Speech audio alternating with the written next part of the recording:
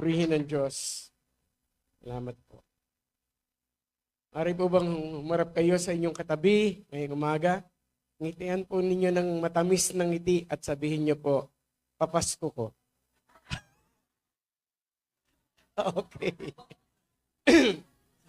Sapagkat tayo po ay nasa season ng pag-oobserba ng Kapaskuhan.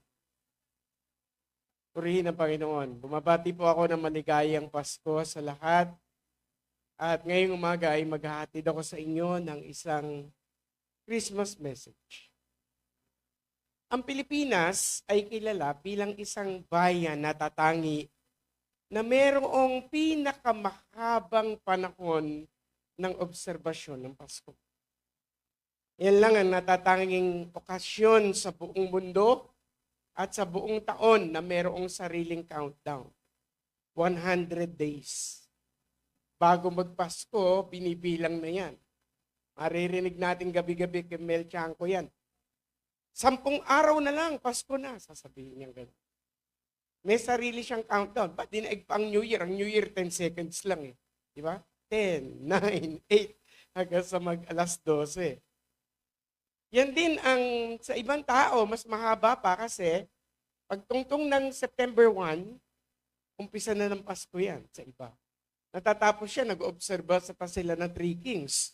Ng second week of January, 116 days yun. Napakahaba. Ang Pasko ay walang kasing itsura.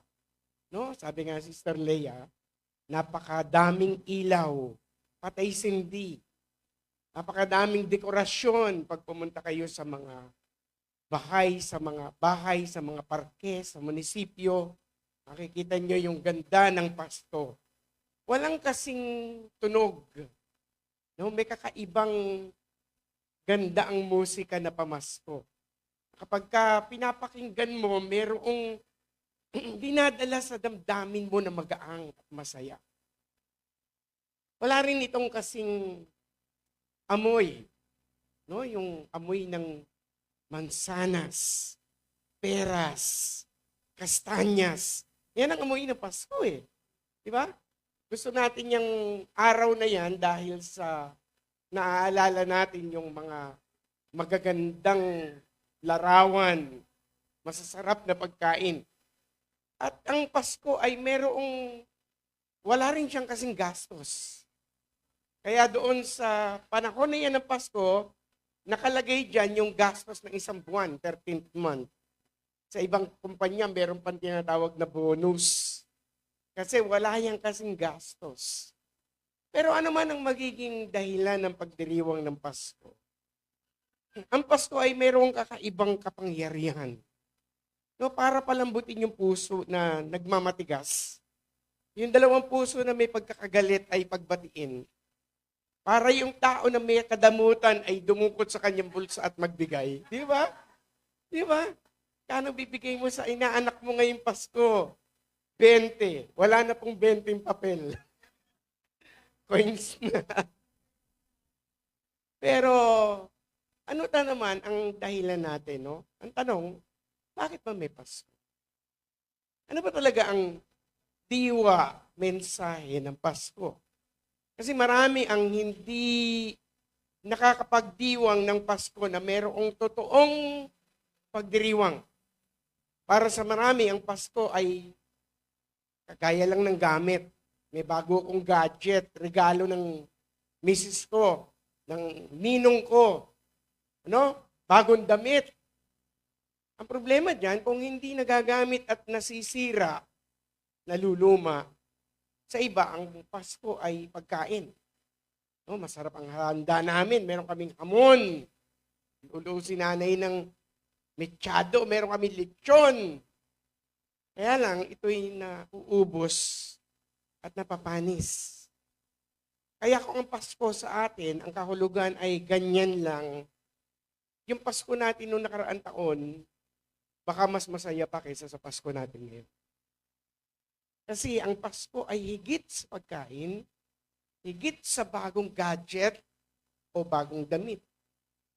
Ang Pasko ay patungkol sa ang Diyos ay nagmahal ng gano'n na lang na ibinigay niya ang kanyang anak para sa iyo. Yan ang kahulugan ng Pasko. Maraming tao ang natatangay ng komersyalismo ng Paskong ito. Kapag wala yung bagong damit o masarap na pagkain, ay parang hindi Pasko. Ang mga tao ay natatangay ng kasarilinan. Ang Pasko ay para sa sarili lang. Oh, you see, Christmas is not about you. It's not about me. Christmas is not about things. Christmas is all about God loving you, giving His Son for you. Yan ang diwa ng Pasko. Bakit ba kailangan iwanan ni Jesus ang sangkalangitan? Pagkatawang tao, mabuhay bilang tao, at mamatay doon sa krus para sa iyo. Bakit kailangan niya gawin? Bakit ba merong Pasko? Para saan ba yun? Ano ba talaga ang mensahe nito? Kailangan itama natin ang puso na pagdiriwang, mga kapatid. Ito po yun. Hindi December 25 ang birthday ni Jesus. Baka magulat kayo. Hindi po. Sabi ng iba, bakit natin pinagdidiwang yan? Kung ililipat ko ba yan ng October 12, ka-birthday ko si Jesus, sasama kayo? Hindi naman, di ba? So, hindi yung peche yung pinagdiriwang natin. Yung pangyayari. Na isang araw, sa sobrang pagmamahal ng Diyos sa atin, ibinigay niya ang kanyang nag-iisang anak para ipanganak dito sa mundo. Yun ang ipinagdiriwang natin. Yung event ng pag-ibig ng Diyos. Kaya ngayon pong umaga ay magdadala ko sa inyo ng mensahe, Jesus Christ, the hope of Christmas. Si Jesus ang pag-asa ng ating buhay at siyang pag-asa. Bakit may Pasko? It's all about Him. Kailangan itama natin ang ating puso para maging tama ang ating pagdiriwang. Tandaan niyo po yun. Pag tama ang puso, tama ang gagawin. Amen. Kaya itatama natin ang ating mga puso. Basahin po natin ang ating mga talata dito po sa aklat ng Isaiah, chapter 9, verses 1 hanggang 2, tapos verses 6 hanggang 7. Sabi po dito, nevertheless, the time of darkness and despair will not go on forever. The land of Zebulun and Naphtali will be humbled, but there will be a time in the future when Galilee of the Gentiles, which lies among the road that runs between Jordan and the sea, will be filled. The people who walk in darkness will see a great light. For those who live in the land of deep darkness, a light will shine with glory. Verse 6 and with verse 7. Sabi po dito ay ganito. For a child is born to us, a son is given to us. The government will rest on his shoulders, and he will be called Wonderful, Counselor, the Mighty God, the Everlasting Father, and the Prince of Peace. His government and his peace will never end. Yan po ang hula ng banal na kasulatan patungkol sa magiging pagsilang ng tagapagligtas ng buong mundo. Meron pong dalawang dahilan, actually tatlo yan. Bakit ang Panginoong Hesukristo, ang kanyang buhay, kapanganakan, ministeryo, kamatayan, pagkabuhay na muli at pag-akit sa langit at ang kanyang pagluwalhati ay ating ipinagdiriwang. Merong mga dahilan. Unang-una po, bakit si Jesus ang sentro ng Pasko? Kailangan nating ituro yan. Alam po ninyo sa amin, mula nung maliliit pa yung mga anak ko, every Christmas, meron kaming exchange gift. No? Kaya kahit baby pa sila, meron na silang mga nakasabit na regalo doon. Pero bago kami magbukas ng regalo, bago kami kumain ng Noche Buena, lahat ng anak ko ay tinitipon ko. At kinukwento ko sa kanila yung unang-unang Pasko, yung istorya na yon. Every year, hanggang ngayon na meron na akong apo. Nagtitipon kami every Christmas night, bago magbukas ng mga regalo, bago kumain. Kailangan maintindihan nila, bakit ba may Pasko? Bakit si Jesus ang ating pinagdiriwang sa Pasko? Baka mas kilala pa ng ibang mga bata, si Santa Claus at si Rudolph, si Frosty the Snowman. Yan ang nakakatawa sa mga Pilipino. Nagdiriwang tayo ng Kapaskuhan na hiram. No, yan ay Western na celebration. Frosty the Snowman. Sino yung Frosty? Sino siya? Sino si Rudolph? Sino si Santa Claus? I'm dreaming of a white Christmas. Let it snow, let it snow, let it snow. Wala naman snow dito eh. Diba? Pero yun ang mga inaawit natin. Di ba pwedeng ang maging tema ng ating Kapaskuhan ay si Pong Pagong, si Julian Calabaw?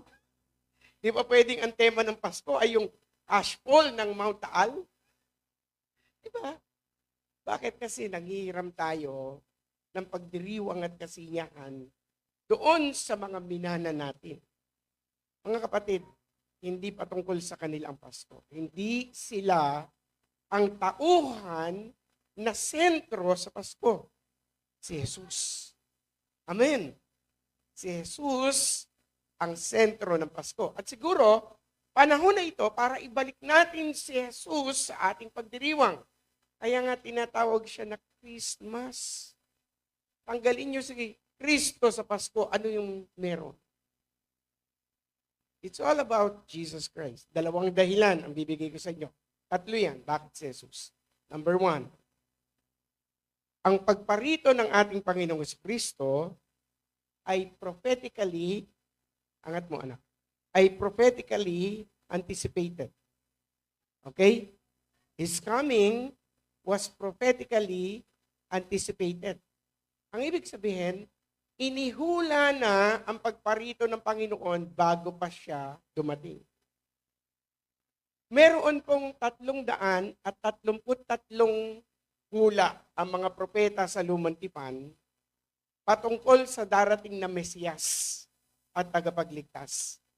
At kailangan lahat ng yon ay maganap doon sa iisa na yon na persona, kay Jesus. Mula sa kanyang paglilihi ng isang birhen ng kanyang nanay na si Maria, doon sa paglabas ng isang anghel para sabihin na siya'y mapalad, sa lugar ng kanyang kapanganakan, Bethlehem, Judah, hanggang sa mga regalo ng mga pantas, hanggang doon sa panahon na siya'y namatay sa krus at ibinenta sa 30 pieces of silver, lahat ng yan inihula. At lahat ng yan, hanggang sa kanyang muling pagbabalik, ay mangyayari ang mga hula na yan at magaganap. Para patunayan na si Jesus, ang siyang Mesiyas, ang nag-iisang tagapagligtas ng mundo. Alam po ninyo, sa Bible School, meron kaming subject na ang tawag ay biblical probability. Yung pong biblical probability, parang statistics yan. No? Ang ibig sabihin yan, merong mga detalye na ibibigay, mentras dumadami ang mga detalye, mas kumikitid yung posibilidad na mangyari. Halimbawa, sinabi ko, uulan sa 2025 next year. So yung probabilidad ng sinabi ko ay merong 365 na chance na mangyari kasi merong 365 days in 1 year. Isang detalye lang yon. Pag dinalawa ko yung detalye, uulan 2025 araw ng linggo. Mula 365, nilimit ko yung probability na yon sa 52. Kasi 52 ang Sunday in 1 year.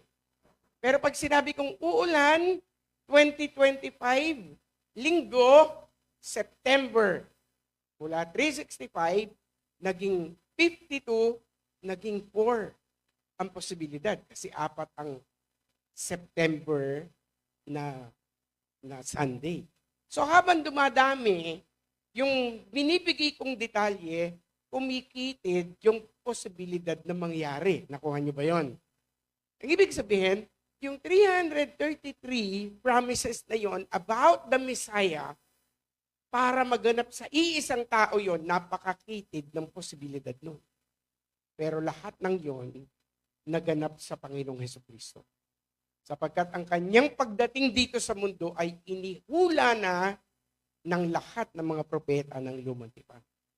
Tinuturo na si Jesus, ang ating Panginoon, ang natatanging tagapagligtas ng buong mundo. Amen. Ikalawa po, bakit si Jesus?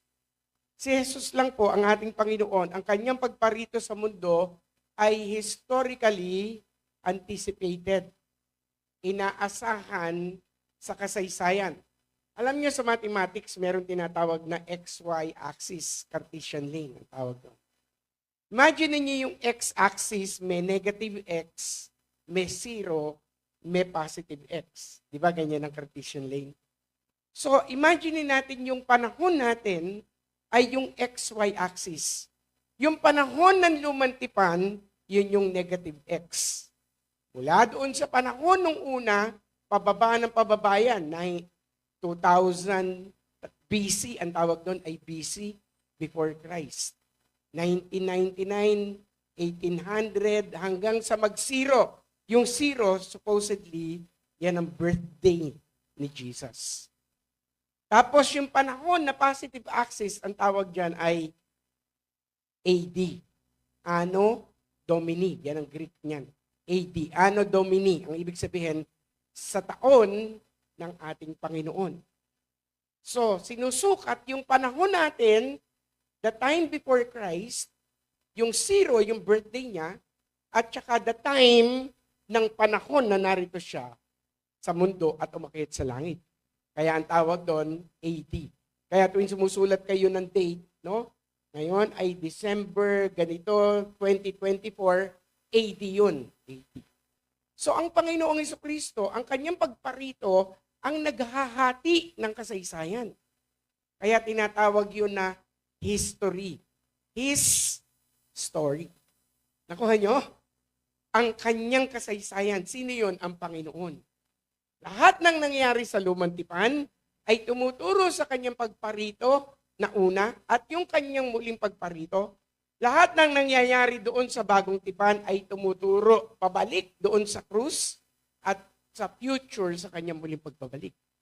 So the Bible, pwede nating isummarize na it is about one person and two events. No, Jesus Christ and His first and second coming. So ang Panginoong Jesucristo, ang siyang nag-iisang persona na humahati sa kasaysayan. Kaya ang Panginoon ang nag-iisang tagapagligtas. Pangatlo po, wala dyan. Lahat na nagtatag ng relihiyon ay nabuhay at namatay at nanatiling patay. Pero ang Panginoong Jesucristo ang nag-iisa na matapos mabuhay at namatay ay nabuhay na muli. Ang ating Panginoong Jesus lang yun. Kaya si Jesus, ang siyang sentro ng ating Pasko. Nasa Kanya ang puso ng pagdiriwang ng Pasko. Kaya kailangan natin siyang ilagay sa sentro ng pagdiriwang para ang ating Pasko ngayong taon na ito ay mas maging makabuluhan, mas maging makatotohanan, mas maging totoo at puno. Bakit ba ang Panginoon ay kailangan dumating dito sa mundo? Why did Jesus have to come here on earth? Number one, anong dahilan? Ito yung pag-uusapan natin. Bakit may Pasko? Bakit kailangan pumarito ng ating Panginoong Jesucristo? Unang-una po, He came to be our sin bearer. Ang lahat ng tao ay nagkasala. Yan ang sabi ng Biblia. Makasalanan ng lahat. Walang sino man ang hindi naging makasalanan na mahulog ang ating ninuno na si Eva at si Adan sa pagkakasala ang lahat ng mga naging anak nila, kasama tayo, ay makasalanan. At ang sabi ng Biblia, ang kabayaran ng kasalanan ay kamatayan. Iisa ang destinasyon ng lahat ng tao. Hanggang dumating ang panahon na ang Diyos sa kanyang plano, kabutihan, at sa kanyang kahabagan sa atin ay nagplano paano niya tayo aabutin. Paano niya tayo muling ibabalik sa kanyang sarili. Sapagkat nahiwalay tayo sa Diyos dahil sa kasalanan. Pero ang pagparito ng ating Panginoong Jesucristo, ang unang-unang Pasko na yon, ang naging dahilan para tayo maipanauli sa Diyos. Walang sino man ang merong karapatan na iligtas ang sino man. Dahil lahat makasalanan eh. Kailangan merong magkatawang tao at meron siyang isang katangian na hindi tinataglay ng sino man. Ang sabi ng Biblia, wala siyang kasalanan, si Jesus. At pumarito siya para alisin lahat ng kasalanan na meron tayo. No? Kailangan tayo, ang tao na hulog sa kasalanan, ang unang-unang naging kapahayagan ng kasalanan na yon ay pagkatakot. Ano sabi ni Adan? Narinig ko ang iyong tinig at ako'y natakot. Kaya nagtahi sila ng dahon ng igos at itinapi nila sa kanilang mga sarili. So yung palang damit, ang unang-unang basic na dahilan niyan is to cover. You see? Self-righteousness. Para makatayo siya sa harapan ng Panginoon. Yun ang dahilan. Nagbihis siya pero hindi naging sapat yung self-righteousness. Kailangan merong magtigis ng dugo. Kaya doon sa hardin pa lang, inilarawan na, nagpatay ang Diyos ng hayop. Yung balat ng hayop na yun ay ginawa niyang damit para ang tao ay matakpan sa kanyang harapan. Maliban, na magkaroon ng pagtitigis ng dugo, ang sabi, walang katubusan mula sa kasalanan. Ang misteryo ng krus ay nakatago sa kasaysayan ng sabsaban. Kaya pag nakakita kayo ng baby na nasa manger, ang itinuturo niyan ay yung tagapagligtas na napako sa krus. It's all about Jesus taking our sins away. Christmas, Jesus came to bear our sin. Ang sabi po ng aklat ng 1 John chapter 3 verse 5, you know that He appeared so that He might take away our sin, and in Him there is no sin. Kaya si Jesus lang ang nag-iisang karapat-dapat na maging tagapagligtas dahil siya lang ang walang kasalanan. At yun ang dahilan kaya siya naparito sa mundo. To take away our sin.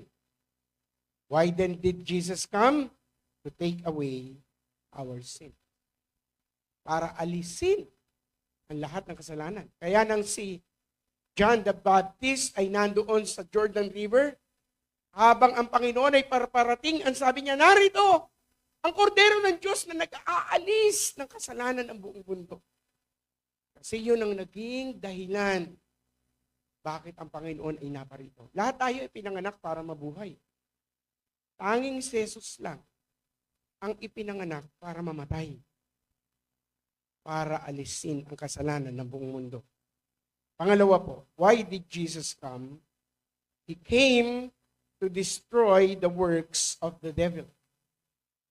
Ang Panginoong Jesucristo, kaya may Pasko, ay para wasakin ang lahat ng gawa ng kaaway. Nang ang tao ay nahulog sa kasalanan, ang lahat ng authority na meron na ibinigay ng Diyos sa tao, ay ibinigay ng taong kusang loob dahil sa kasalanan sa ating kaaway. Meron tayong kaaway. Mga kapatid, baka hindi nyo alam, may digmaan sa ating buhay araw-araw. At nung wala pa tayo kay Kristo, ang ating kaaway, si Satanas, ay merong authority over our lives. Meron siyang kapamalaan dahil sa kasalanan para tayo ay ipahamak at ibulid doon sa kapahamakan. Bigyan ng sakit at karamdaman, kahirapan ng buhay, guluhin ng pamilya. Yan ang sabi ng Biblia. He came to steal, to to kill and to destroy. Seryoso siya doon. Pero nang ang tao, mula nang siya'y nanampalataya kay Jesus, dahil si Jesus ay pumarito dito sa mundo, nang ang tao ay nakasalanan na nampalataya sa Panginoong Jesucristo, naputol yung tanikala na yun. Pinalaya tayo ni Jesus. Amen. Kaya tayo ngayon ay malaya na. Wala nang kapamahalaan ang kaaway sa ating buhay, pamilya at kinabukasan. Yun ang tatlo sa mga sensitibong bahagi ng buhay natin. Gusto natin ma-assure na yung mga areas ng buhay na yan magiging maayos at matagumpay. Nangyayari lang yon mga kapatid, pag si Jesus ay sumilang sa ating mga puso. Pag tinanggap natin siya bilang Panginoon at tagapagligtas, nawawasak ang lahat ng gawa ng kaaway. Amen. Amen. Wala na siyang kapamahalaan. Wala nang karapatan ang diablo sa atin. Ang sabi nga ng banal na kasulatan, ang sabi ng 1 John 3:8, the reason the Son of God appeared was to destroy the devil's work. Winasak niya. Kaya nang ang Panginoon nakabayubay dun sa krus, sabi niya, naganap na, natapos na. Alin? Ang lahat ng kapangyarihan ng kaaway sa ating buhay, ang lahat ng sumpa ng kasalanan, binayarang lahat ni Jesus doon sa krus. At yun ang dahilan, bakit may Pasko. Kaya naparito ang Panginoon para wasakin ang lahat ng gawa ng kaaway sa ating buhay. Kaya maawit na tayo ngayon, I'm free. I'm free. Bakit wala na ang tanikala? Naputol na. Ngayon tayo ay malaya na sa pangalan ni Jesus. Amen. Jesus came to destroy Satan and to restore unto us all what we have lost through his evil workings. And he did it by his death upon the cross of Calvary. Matay si Jesus para tayo ay lumaya. Ikatlo pong dahilan, bakit may Pasko? Why did Jesus come? He came to give us eternal life. He came to give us eternal life. You see, Christmas is all about giving. Okay? Kaya tayo nagbibigay ng regalo. Kasi ang Diyos, ang unang nagbigay. Meron siyang regalo sa iyo, sa akin. At ito yung buhay na walang hanggan. Ano sabi ng John 3:16?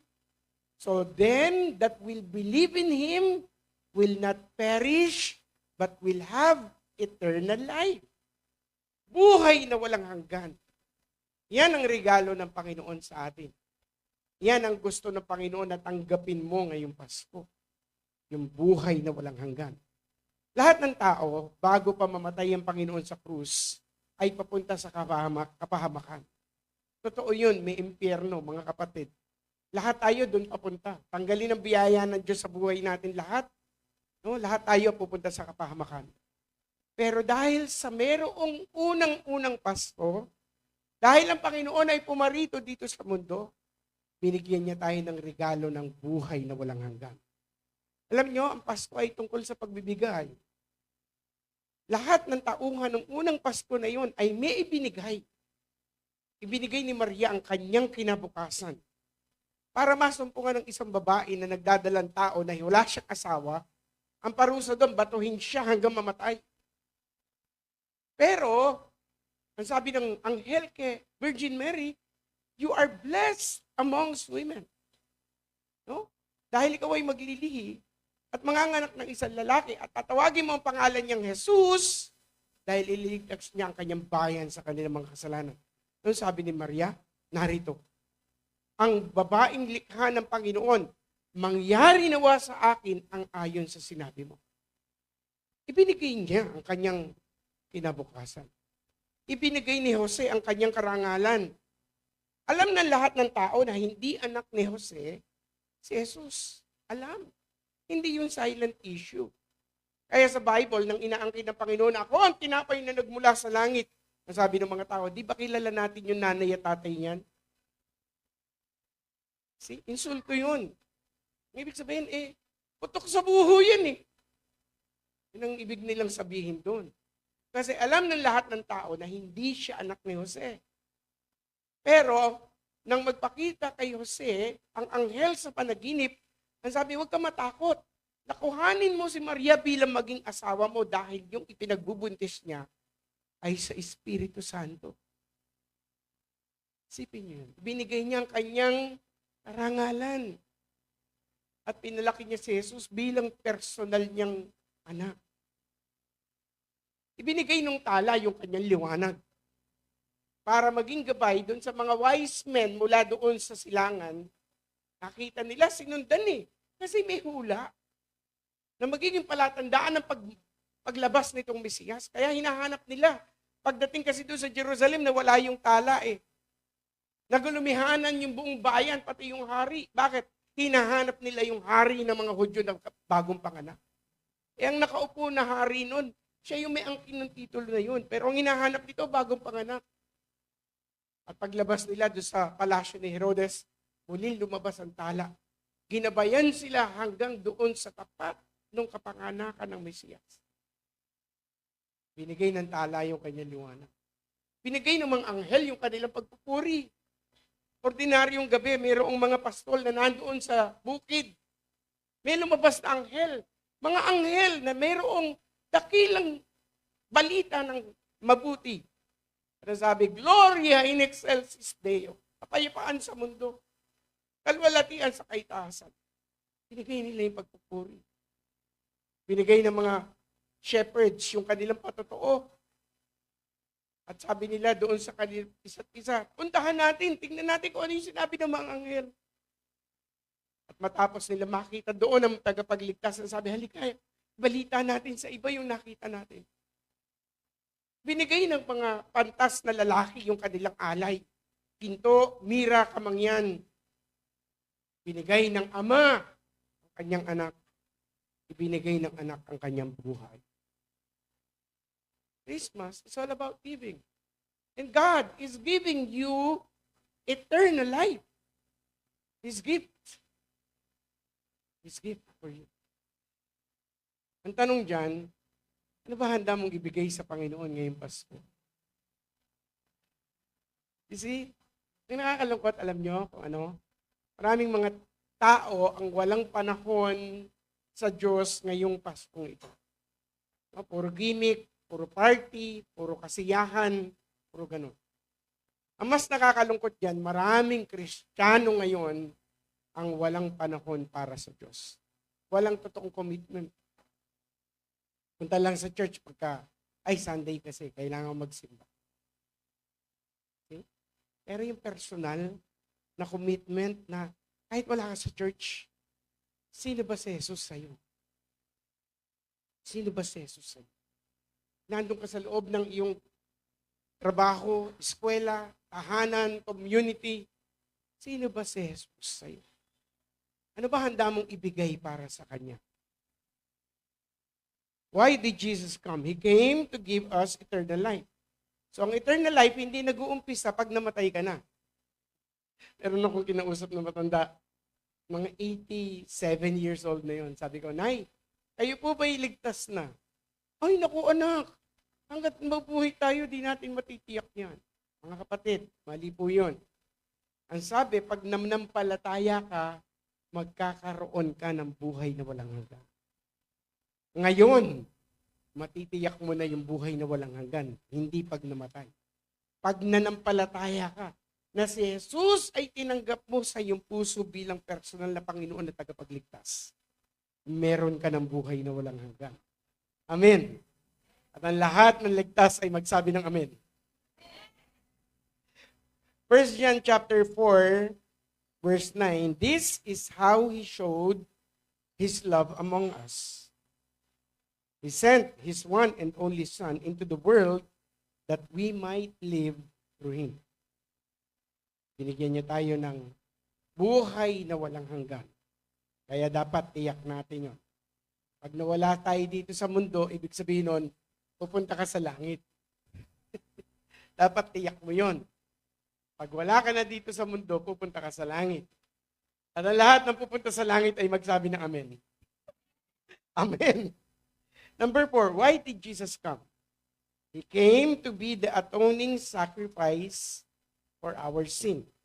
Pag sinabi pong atoning sacrifice, ang ibig sabihin po niyan, naging kabayaran, naging pambayad, binayaran ng eksakto, sapat yung halaga para tayo ay matubos. Naging pag-aari tayo ng kasalanan.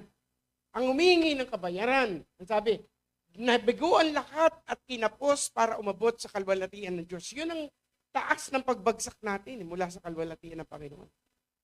Pero ang Panginoon Jesucristo, naparito sa mundo, ang unang-unang, isa sa mga dahilan bakit may Pasko ay para bayaran niya ng sapat yung halaga ng ating pagkakasanla sa kasalanan.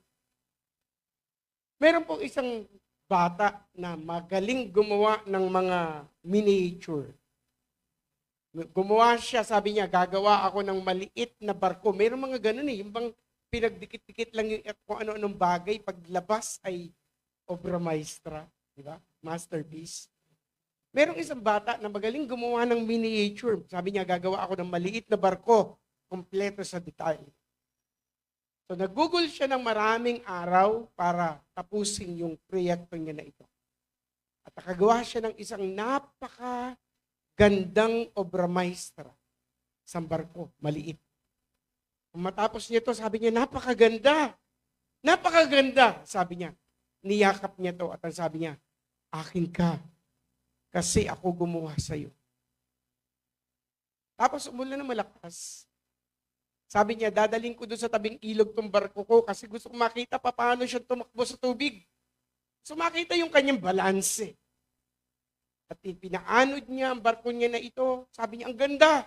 Napakahusay. Balanse ang takbo. Kaya proud na proud siya dahil kanya yun eh. Mahal niya yun eh. Dahil siya ang gumawa. Kaya lumakas yung ulan. Tinakay ng malakas na agos yung kanyang barko. At nawala. At hindi niya na makita. Lumipas at maraming buwan. Napasyal siya doon sa kabilang bayan. Nakita niya doon sa bintana ng isang antique shop, merong isang pamilyar na object. Sabi niya, kilala ko yun ah. Lumapit siya at nakita niya, yung barko ko! Yung barko ko!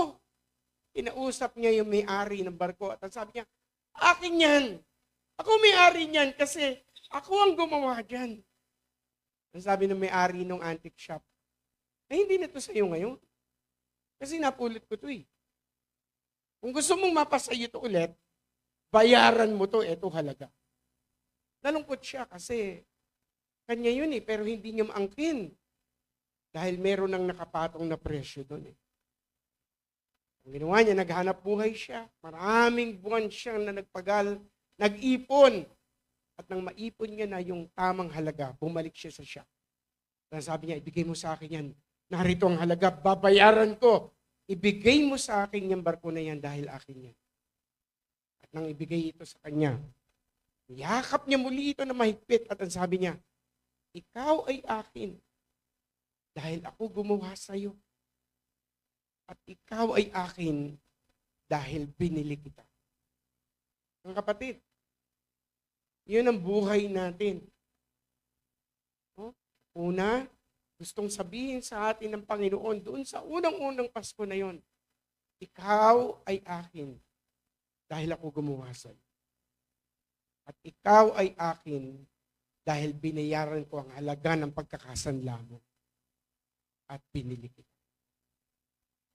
Ang halaga ng ating naging katubusan ay hindi lamang yung kapanganakan ni Jesus, kung hindi yung kamatayan niya sa krus. Kaya nga sinasabi ko sa inyo, ang misteryo ng krus ay nakatago sa kasaysayan ng sabsaban. Pag nakita niyo yung manger, dapat ang naiisip niyo yung krus. At ang dahilan kung bakit naparito ang Panginoon ay para bayaran ang halaga ng ating pagkakasanla. 1 John chapter 4 verse 10, sabi po, this is love, not that we love God, but that He loved us and He sent His Son as an atoning sacrifice for us. Pinili ka ng halaga. Kaya sabi ni Apostol Pablo, Hindi ba ninyo nalalaman na kayo ay hindi sa inyong sarili? Binili kayo ng halaga at kayo ay sa Diyos. Kalima po, dahilan bakit ang Panginoong Jesucristo. So the Lord Jesus not only came to take away our sins, but because He did that by offering Himself as a sacrifice for sin. Number 5, bakit may Pasko? He came to be the Savior of the world.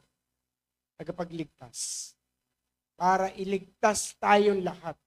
Alam niyo yung name na Jesus, ang ibig sabihin niyan, nanggaling yan sa salita na Yeshua. Ang ibig sabihin niyan, God, my salvation. Ang Diyos na aking tagapagligtas. Ang ibig sabihin ng pangalan ni Jesus is Savior. Savior. Alam niyo yung tao na nalulunod? Kahit ano ibato niyo sa kanya, hahawakan niya yun. Batuhin niyo yung tsinelas. Hawakan niya yun, akala niya kaya siya iligtas nun. Batuhin niyo yan ng kaprasong kahoy, hawakan niya yun. Pero pag ang binato niyo dyan, yung salbabida, alam niyo yung salbabida? Ang ibig sabihin nun, salvation eh. Doon ang galing sa word na yun eh. Pag ibinato niyo yun, maliligtas siya. Maliligtas siya. At ganyan ang larawan ng lahat ng tao. Sapagkat gano'n na lamang ang pag-ibig ng Diyos sa buong sanlibutan. Ang buong sanlibutan ay makasalanan, mapapahamak. Pero dahil sa unang-unang Pasko na yon, ang Panginoong Jesucristo ay naparito para iligtas ang bawat isa sa atin. Ibig sabihin nun, si Jesus ay kumakatok sa pinto ng ating puso. Yun ang sabi ng Pahayag 3:20. Hindi siya tumitigil. Hindi siya tumitigil. Kumakatok. Sabi ng Biblia, kung may makakarinig ng aking tinig, bubuksan yung pintuan ng kanyang puso, aanyayahan siya papasok. Ang sabi, ako'y titira sa kanya. Ako'y mananahan sa kanya. Kasi ang gusto ng Panginoon, iligtas tayo. Iligtas tayo. Tungkol sa pagbibigay, ano ba ang handa mong ibigay sa Panginoon ngayong Pasko? Dati tira-tira lang binibigay natin sa Kanya. Pag Sunday, pag naalala lang, may bigat na problema, lalapit sa Panginoon. Dati ganun lang eh. No? Ibigay mo lahat. Hindi siya nagiging Panginoon ng ating buhay hanggat hindi siya nagiging Panginoon ng pangkalahatan. Gusto niyang hingin sa atin yung trono ng puso. Hindi lang yung binuksan mo yung puso, pinapasok mo siya. Kung hindi, ayayahan mo siya, Panginoon, umupo ka sa trono ng buhay ko. Ikaw ang aking Panginoon. Handa ka bang ibigay ito sa Panginoon ngayong Pasko? At sa bawat araw, yan ang dahilan bakit siya dapat. Tayo po lahat ay kumikit. Tayo po lahat ay manalangin. The Savior of the world. Ibalik natin ang Panginoon sa pagdiriwang ng Pasko. Gawin natin siyang sentro ng lahat. Nangyayaan ko ang lahat na gumawa ng isang personal na pagpapasya. Alam ko, maaaring ginawa niyo na noon. Pero gusto kong matiyak. Si Jesus ba ang sentro ng iyong buhay? Binigay mo ba sa Kanya ng buo ang iyong puso, iyong buhay, pamilya at kinabukasan? Pinagkatiwala ko sa Kanya. Kahit ang lahat ay manalangin, sumunod kayo sa isang panalangin. Gawin natin itong totoo sa ating mga puso. Tayo pong lahat. Panginoong Jesus, nakikilala mo po ako. Lahat ng aking mga ginawa na hindi naaayon sa iyong kaloob. Patawarin mo po ako, Panginoon. Sa oras na ito, inaanyayahan kita. Pumasok sa puso ko. Umupo ka sa trono ng buhay. Maging Panginoon at tagapagligtas ka ng aking buhay. Ibinibigay ko po sa iyo lahat-lahat. Pinagkakatiwala ko po sa iyo ng buong buo. Ang aking buhay, pamilya at kinabukasan. Ngayong Paskong ito, maging sentro ng lahat. Salamat po sa pagbibigay mo ng iyong anak, aming Ama, sa dakilang pag-ibig mo na hindi nagmamali. At sa kamatayan mo, Panginoong Yesus, doon sa krus. Yun ang dahilan ng aking Pasko. Marami pong salamat. Ako na lang po mananalangin, Panginoon. Dinadalangin ko po sa inyo ang bawat isa. Ang dalangin ko, abutin mo ang bawat pamilya, bawat buhay, sa aming pagdiriwang ng Kapaskuhan ito, maging sentro ka. Ibalik ka namin sa Kapaskuhan, Panginoon. Dahil lahat ng ito, dahil sa iyo. Lahat ng ito, para sa iyo. Marami pong salamat sa iyong mga salita. Marami pong salamat sa iyo. Sa pangalan ng aming Panginoong Yesus. Ang lahat po ay nagsabi ng Amen. Palakpakan po natin ang Panginoon.